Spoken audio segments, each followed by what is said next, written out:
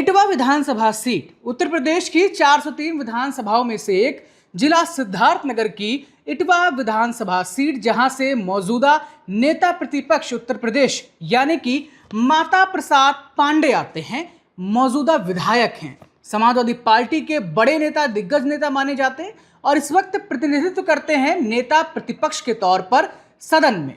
आज हम बात करेंगे इस एपिसोड में इसी इटवा विधानसभा सीट की, और सवाल जो बना हुआ है कि क्या 2027 में फिर एक बार माता प्रसाद पांडे यहां विधायक बनेंगे। 2027 को लेकर क्या तैयारियां हैं और जनता क्या सोचती है। अनादि टीवी लगातार एक सर्वे चला रहा है, जनता का सर्वेक्षण, आपका विधायक कैसा।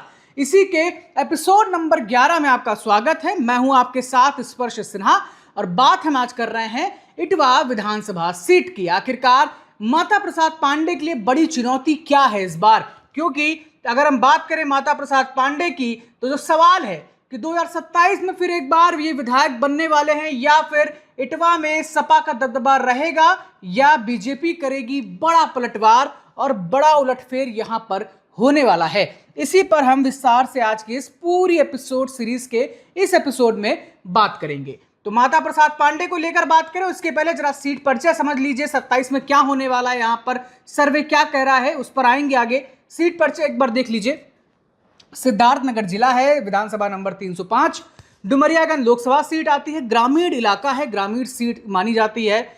लगभग 3,40,000 के आसपास मतदाता जो हैं वो यहाँ पाए जाते हैं और माता प्रसाद पांडे एक बड़ा दिग्गज चेहरा जो है वो इस क्षेत्र का नेता नगरी में या राजनीति में माने जाते हैं। पिछले 3 चुनावों का ट्रेंड देख लीजिए कि पिछले 3 चुनावों में क्या रहा हाल। 2012 में समाजवादी पार्टी को यहाँ जीत मिली थी, उसके बाद 17 आया, 2017 में योगी लहर चली, मोदी लहर चली, उसका असर देखने को मिला। 2017 में बीजेपी के खाते में ये सीट आई। फिर एक बार 2022 आया जब, तो 2022 के चुनावों में समाजवादी पार्टी ने यहाँ पर वापसी की। 12 में भी माता प्रसाद पांडे यहाँ से विधायक बने और उसके बाद 22 में फिर एक बार विधायक बने, यानी कि 10 साल बाद फिर एक बार विधायक बन गए। 2022 की बात करेंगे तो 64,000 से ज़्यादा वोट इन्हें मिले थे। यहाँ पर 64,000 से ज़्यादा लोगों ने इनको वोट किया था। 1662 वोट्स का मार्जिन था, इन्होंने जिनको हराया लगभग 1662 वोट, बहुत कम मार्जिन से ये यहाँ पर जीते हैं। और ये बड़ी वजह है कि इस बार माना जा रहा है कि 2027 में माता प्रसाद पांडे नेता प्रतिपक्ष उत्तर प्रदेश के लिए खासतौर पर उनकी विधानसभा सीट चुनौतीपूर्ण होने वाली है, इतनी आसान नहीं होने वाली है। आगे क्या कुछ आंकड़े हैं वो भी बताते हैं आपको। इटवा में सीधा बीजेपी वर्सेस समाजवादी पार्टी का मुकाबला देखने को मिलता है। 2022 के चुनाव में माता प्रसाद पांडे जहां 64,253 वोट पाते हैं। सतीश चंद्र द्विवेदी बीजेपी के एक बड़े नेता के तौर पर जाने जाते हैं, युवा नेता भी कह सकते हैं इनको। ये मंत्री भी रहे हैं इसके पहले सरकार में, बीजेपी सरकार में बेसिक शिक्षा विभाग इनके पास था, तो कहीं ना कहीं बड़ा दायित्व इनके पास रहा है और ये यहाँ से सीधी टक्कर दिए। हालांकि 62,591 वोट इनको मिले और लगभग 1,662 वोटों के अंतर से ये हार गए। माता प्रसाद आगे निकल गए, लेकिन यही हार इस बार 27 में क्या करारा वार करेगी। क्या बीजेपी तैयारियां लगातार जिस तरीके से कर रही है, उनके सामने पीडीए फॉर्मूला एक ब्राह्मण चेहरा माता प्रसाद पांडे किस तरीके से स्थापित कर पाएंगे, ये देखना होगा, क्योंकि यहां पर ये भी ब्राह्मण हैं और ये भी ब्राह्मण हैं। और 2022 में ब्राह्मण वर्सेस ब्राह्मण का खेल यहां पर समाजवादी पार्टी वर्सेस बीजेपी के बीच देखने को मिला था। आगे क्या होगा, दिलचस्प होगा देखना। माता प्रसाद पांडे की बात कर लेगा तो 7 बार के विधायक है, 1 बार 2 बार नहीं बल्कि 7 बार के विधायक है। 2 बार विधानसभा अध्यक्ष भी रह चुके हैं और वर्तमान में नेता प्रतिपक्ष है, इसलिए इनका चेहरा एक बड़ा चेहरा उत्तर प्रदेश की राजनीति में माना जाता है। सदन में अक्सर आपको ये सत्ता पक्ष से सवाल करते हुए और बात कहते हुए नजर आते हैं। पूर्वांचल में अगर बात करेंगे बड़े नेताओं की तो उसमें ब्राह्मण नेताओं में इनका नाम ऊपर आता है और इसलिए ये चर्चा में भी रहते हैं। खैर, राजनीतिक सफर 1980 से शुरू होता है। विधायक, मंत्री, स्पीकर और अब नेता प्रतिपक्ष के साथ समाजवादी पार्टी का वरिष्ठ नेता एक टैग लेके अपने साथ ही चल रहे हैं। खैर, यहाँ की जाति समीकरण क्या कहते हैं एक बार आपको हम वो भी बता देते हैं कि डुमरियागंज लोकसभा सीट और उसके बाद सिद्धार्थनगर जिला और जिले की इटवा विधानसभा सीट की जाति समीकरण क्या कहता है, क्या इस बार 27 में होने वाला है, वो आप समझ लीजिए। यहाँ पर मुस्लिम 25 से 28% के आसपास यहाँ पर देखने को मिलता है, ब्राह्मण 10 से 12% के आसपास है, यादव 8 से 10% है, दलित 13 से 15, कुर्मी 7 से 9, निषाद 5 से 7 और अन्य ओबीसी लगभग 20% में यहां पर आते हैं। तो कहने का मतलब है मुस्लिम, यादव और ब्राह्मण और दलित, लगभग ये जो 4 जातियां हैं ये यहां पर कहीं ना कहीं पूरा वोट फैक्टर बनाने की तरफ आगे बढ़ती है, यानी कि पूरा वोट फैक्टर जो है वो इन्हीं के इर्द गिर्द घूमता है। सबसे बड़ी बात यह है कि ब्राह्मण समाज के एक मजबूत चेहरे माने जाते हैं और मजबूत पकड़ भी अपनी रखते हैं, जमीनी नेता माने जाते हैं। लेकिन ये जमीनी नेता बनने तक का सफर और उसके बाद अब जो एक बड़ी चुनौती, चूंकि सतीश चंद्र द्विवेदी जो हैं वो भी ब्राह्मण चेहरा ही हैं और 2022 में अगर हम बात करें तो बहुत कम वोटों से वो हारे हैं और इसके पहले 17 में वो यहाँ पे विधायक भी बनते हैं और मंत्री भी, कैबिनेट में उनको जगह भी मिलती है उत्तर प्रदेश सरकार में। मुस्लिम वोट बैंक, यादव वोट का समर्थन माता प्रसाद पांडे के साथ में है। सतीश चंद्र द्विवेदी को किसका समर्थन है वो भी आगे बताएंगे, लेकिन माता प्रसाद पांडे की बात करें तो मुस्लिम वोट बैंक इनके साथ है, यादवों का पूरा समर्थन जाहिर तौर पर रहेगा, ऊपर से ब्राह्मण समाज में इनकी मजबूत पकड़ है। तो ब्राह्मण वोट जो है वो कहीं ना कहीं 2 बाटी में स्प्लिट होता है, यानी कि कुछ हिस्सा जाता है सतीश चंद्र द्विवेदी की तरफ तो कुछ हिस्सा इनकी तरफ जाता है।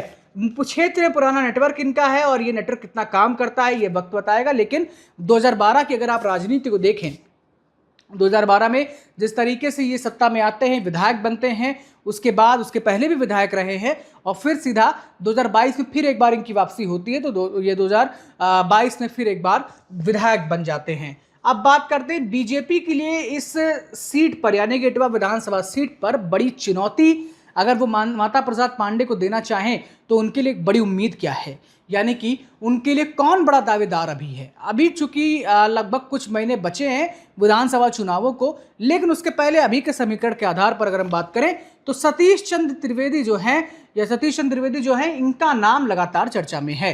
पूर्व विधायक रहे हैं, पूर्व बेसिक शिक्षा मंत्री, ब्राह्मण चेहरा, संगठन में मजबूत पकड़, ये तमाम बातें इनके साथ लागू होती हैं और यही एक बड़ा चेहरा है जो अभी फिलहाल इटवा विधानसभा सीट पर नजर आते हैं और माना जा रहा है कि 2027 में भी ये यहां पर खेल करेंगे। और बीजेपी जिस तरीके तमाम तैयारियों में जुटी हुई है उसके सामने पीडीए फॉर्मूला समाजवादी पार्टी का कितना कारगर साबित होगा ये आने वाला वक्त और समय बताएगा, देखना दिलचस्प होगा।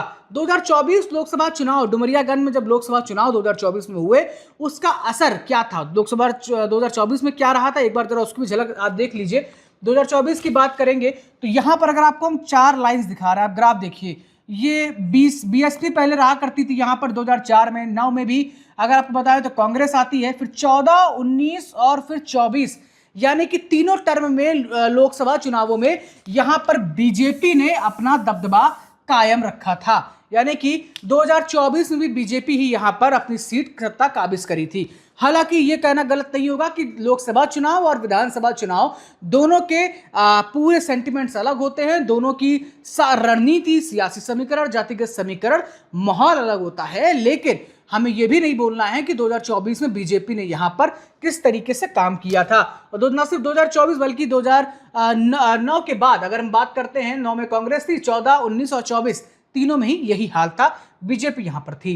बीजेपी से जगदम्बिका पाल जो थे वो यहां पर जीते थे और वो यहां पे सांसद हैं। बीजेपी कार्यकर्ताओं में भी जोश है इस सीट को लेकर, इटवा विधानसभा को लेकर खास तौर पे जोश है। क्यों? क्योंकि यहां पर नेता प्रतिपक्ष के तौर पर माता प्रसाद पांडे आते हैं और बीजेपी बड़ी कोशिश कर रही है कि किस तरीके से हम इन्हें यहां पर जीत अपनी आप को स्थापित करें, जीत दर्ज की जाए। खैर, अब कौन तय करेगा जीत ये तो आने वाला वक्त बताएगा, लेकिन समीकरण क्या कहते हैं एक बार वो भी देख लीजिए। समाजवादी पार्टी के लिए समीकरण क्या है? ब्राह्मण जाहिर तौर माता प्रसाद पांडे हैं तो ब्राह्मण तो साथ में आएगा ही। यादव, मुस्लिम और पीडीए वोट जो है वो समाजवादी पार्टी के साथ सीधे तौर पे आने वाला है। लेकिन दूसरी ही तरफ बीजेपी के समीकरण की अगर हम बात करते हैं तो ब्राह्मण, निषाद, कुर्मी और गैर यादव ओबीसी वर्ग जो है वो बीजेपी के साथ आपको देखने को मिलेगा। यानी कि जाहिर तौर पे ब्राह्मण, मैंने पहले भी बताया कि ब्राह्मण वर्ग जो है वो 2 हिस्सों में बटेगा। सवर्ण वोटर्स में अब ब्राह्मणों की बात करेंगे तो ब्राह्मण 2 हिस्सों में बटेगा, बाकी की अगर हम बात करें सवर्णों में तो वो जाहिर तौर पे कहीं ना कहीं बीजेपी की तरफ पूरी तरीके से शिफ्ट होंगे। और यहां पर कोई प्रमुख दावेदार है नहीं, टक्कर सीधी बीजेपी वर्सेस समाजवादी पार्टी के बीच में ही नजर आती है। मुद्दे यहां के क्या हैं? विकास को लेकर मुद्दा यहां पर क्या है वो समझ लीजिए, रोजगार, पलायन, कृषि, सिंचाई, सड़क, ये कुछ मुद्दे हैं जो आमतौर पर यहाँ नजर आते हैं, जिसको लेकर लगातार चर्चा होती है। हालांकि जनता क्या मानती है, माता प्रसाद पांडे को लेकर अनुभवी नेता जरूर हैं, एक पुराना राजनीतिक करियर है, पुरानी राजनीतिक सोच है, लेकिन क्षेत्र में पहचान भी है, लेकिन युवाओं में अपेक्षाएं जरूर हैं। युवा चाहते हैं कि इनसे अपेक्षा युवा करते हैं कुछ ज्यादा ही, या फिर युवाओं का यह भी मानना है कि कोई नया चेहरा भी यहाँ पर आना चाहिए जो समाजवादी पार्टी के उम्मीदवार के तौर पर यहाँ पर आए। हालांकि अपेक्षाएं जरूर है, उपेक्षाएं नहीं है, लेकिन अपेक्षाएं जरूर है। खैर, फैक्टर क्या काम करता है वो देख लीजिए एक बार। ब्राह्मण फैक्टर, पीडीए, हिंदुत्व और नेता प्रतिपक्ष का पद, ये 4 फैक्टर जो हैं वो यहाँ पर सीधे तौर पे काम करते हैं, और वही असर भी किया है कि माता प्रसाद पांडे 2022 में यहां से जीते थे। फैक्टर क्या कहते हैं ये भी देख लीजिए। ब्राह्मण फैक्टर यहां पर है, पीडीए फैक्टर है, हिंदुत्व फैक्टर और नेता प्रतिपक्ष का पद, ये जो 4 चीजें हैं ये मिलकर यहां पर माता प्रसाद पांडे को कहीं ना कहीं जीत दर्ज कराती हैं। एनीवे, आगे बढ़ते हुए अब यहाँ के रुझान क्या कह रहे हैं 2027 को लेकर, यानी कि अनुमान क्या है 27 को लेकर, उसको समझ लीजिए। फिलहाल चूंकि अभी समाजवादी पार्टी के खाते में ये पूरी सीट है, जाहिर तौर पे 2012 उसके पहले भी कई बार नेता माता प्रसाद पांडे जो है विधायक रहना और एक मंत्री पद का दायित्व निभा लेना, उसके साथ साथ लोग विधानसभा अध्यक्ष के तौर पर भी देखने गए। तो कहने का मतलब यह है कि बड़ा पद, बड़ा नाम, बड़ा चर्चित चेहरा यूपी की सियासत के हैं। ऐसे में समाजवादी पार्टी के लिए ये सीट अभी फिलहाल 50-50 की स्थिति में नजर आती है। लेकिन फिर भी अगर एक आंकड़ों की बात करें, जनता क्या सोचती है उसकी बात करें, तो 52 से 58% के आसपास आप अनुमान मानकर चलिए कि ये 27 में फिर समाजवादी पार्टी के पाले में ही जाने वाली है, और माता प्रसाद पांडे यहाँ पे फिर एक बार विधायक बनते नजर आएंगे। क्योंकि ये तो तय है लगभग कि अगर समाजवादी पार्टी दावेदार बनाएगी तो माता प्रसाद पांडे को ही यहाँ से बनाएगी, उसमें कोई गुंजाइश नहीं। क्योंकि सामने की तरफ जो टिकट मिलेगा या आसार जो हैं वो सतीश चंद्र द्विवेदी, यानी कि ब्राह्मण चेहरा वो भी है, ब्राह्मण चेहरा ये भी है, तो ब्राह्मणों को साधने के लिए पीडीए फॉर्मूला तो अखिलेश यादव का काम करेगा ही, मुस्लिम यादव तो साथ आएंगे ही आएंगे, उसको इतना नहीं साधना है यहाँ पर, साधना यहाँ पर सवर्ण वोटर्स को, यहाँ पर साधना ब्राह्मणों को है। तो ब्राह्मणों की चूंकि संख्या बहुत ज्यादा, आपने देखा, हमने आपको आंकड़ा बताया, तो इसलिए ब्राह्मणों को साधने के लिए माता प्रसाद पांडे यहाँ पर बड़ा चेहरा बन सकते हैं, और जो बन के दिखाए भी 2022 में आपने देखा, फिर एक बार वो आए, 10 साल बाद फिर से एक बार विधायक बने। तो इसलिए 52 से 58% फिलहाल अभी समाजवादी पार्टी के पाले में जाती दिख रही है। लेकिन बीजेपी भी पीछे नहीं है, 42 से 48% के आसपास अनुमानित लोग ये मानते हैं कि ये सीट पर अब बीजेपी को फिर एक बार वापसी करनी चाहिए, जैसे 17 में किया था वैसे फिर एक बार होनी चाहिए। बीएसपी और अन्य में 5 से 8% के आसपास जो शेयरिंग है वो बीएसपी और अन्य में बटेगी, या जाहिर तौर पे जो मुस्लिम वोट है या फिर दलित वोट जो है अब वो स्प्लिट होगा, स्प्लिट होकर वो कुछ बीएसपी में बढ़ जाएगा तो समाजवादी पार्टी में चला जाएगा। पीडीए फॉर्मूले के तहत समाजवादी पार्टी में बड़ा हिस्सा दलितों का जाएगा, लेकिन कुछ हिस्सा जो बीएसपी का कोर वोटर माना जाता है, जो बीएसपी का बिग बड़ा फैन होगा, वोट शेयर होगा, वो सीधा सीधा बीएसपी के खाते में ही जाने वाला है और उसका असर देखने को मिलेगा। दूसरी तरफ बीजेपी का हमने आपको बता ही दिया, गैर यादव ओबीसी हो, सवर्ण हो, ये तमाम जो वोट शेयर है वो बीजेपी की तरफ सीधे तौर पर शिफ्ट होगा। खैर, तो अभी की स्थिति यह है। आपसे हम सवाल पूछते हैं कि 2027 में क्या विधायक बनेंगे माता प्रसाद पांडे? बतौर दर्शक, बतौर आप अपनी विधानसभा सीट के एक उम्मीदवार, एक बड़े चेहरे, बड़े प्रतिपक्ष, नेता प्रतिपक्ष के तौर पर देखा जाए तो माता प्रसाद पांडे को लेकर क्या सोचते हैं, हम अपनी राय कमेंट बॉक्स में दीजिएगा। फिलहाल सवाल आपके लिए छोड़े जा रहे हैं।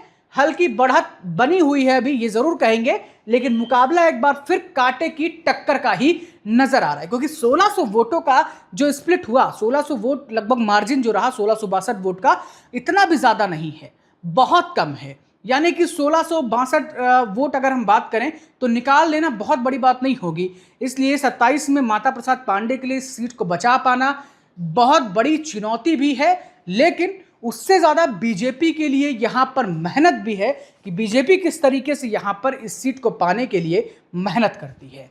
हालांकि अखिलेश यादव लगातार जिस तरीके से पीडीए फॉर्मूले की बात कर रहे हैं, जिस तरीके से वो सभी को सवर्णों में अपनी पैठ बनाने की कोशिश कर रहे हैं, खासतौर ब्राह्मणों को रिझाने की कोशिश कर रहे हैं, ऐसे में माना जा सकता है कि आने वाले समय में यहां पर बहुत कुछ बदलता दिख सकता है। फिलहाल अभी विधानसभा चुनावों में कुछ समय बाकी है, और यह भी कहना गलत नहीं होगा कि ये उत्तर प्रदेश है और उत्तर प्रदेश की राजनीति है। समय समय पर यहां पर कब क्या बदल जाए पता नहीं होता। जाति समीकरण के साथ सियासी समीकरण में बड़ा फेरबदल कभी भी हो सकता है। आज जो आंकड़े, आज जो रुझान अनादि टीवी के जो लगातार सर्वे चल रहे हैं उनमें आ रहे हैं, आने वाले वक्त में लोग राय के साथ साथ जब वोट करने जाएंगे तो क्या नतीजा होगा, ये दिलचस्प होगा देखना। फिलहाल अनादि टीवी लगातार अपना सर्वे, जनता का सर्वेक्षण, आपका विधायक कैसा चला रहा है। हम उत्तर प्रदेश की सभी 403 विधानसभा सीटों पर मौजूदा वर्तमान विधायकों की एक रिपोर्ट कार्ड तैयार कर रहे हैं। आपसे हम चर्चा कर रहे हैं कि भाई आप बताइए आपके विधायक को आप कितने नंबर देते हैं, विकास को लेकर, काम को लेकर, उनकी जातिगत और सियासी समीकरणों के आधार पर आने वाले समय में आप किसको देखना चाहते हैं, तमाम बात हम कर रहे हैं। आज एपिसोड नंबर 11 में हमने इटवा विधानसभा सीट की बात की है। आगे हम अन्य एपिसोड्स में लगातार हम आपसे अलग अलग विधानसभा सीट की और मौजूदा विधायकों की बात करते रहेंगे। फिलहाल एक आग्रह जरूर करेंगे, इस वीडियो को ज़्यादा से ज़्यादा शेयर करिएगा और कहां से आप हमारे इस वीडियो को देख रहे हैं ये जरूर बताइए। अपनी विधानसभा सीट, मौजूदा विधायक के बारे में आप क्या सोचते हैं, हमें राय दीजिए। हम लगातार सर्वे कर रहे हैं, हम अगली वीडियो में उस पर भी, उस विधानसभा सीट पर आपके विधायक पर जरूर बात करेंगे। और माता प्रसाद पांडे को लेकर अभी भी आपकी क्या राय है, हमें अपनी राय कमेंट बॉक्स में दीजिएगा। फिलहाल देखते रहिए तमाम खबरों के लिए अनादि टीवी यूपी। मैं था आपके साथ स्पर्श सिन्हा, शुक्रिया।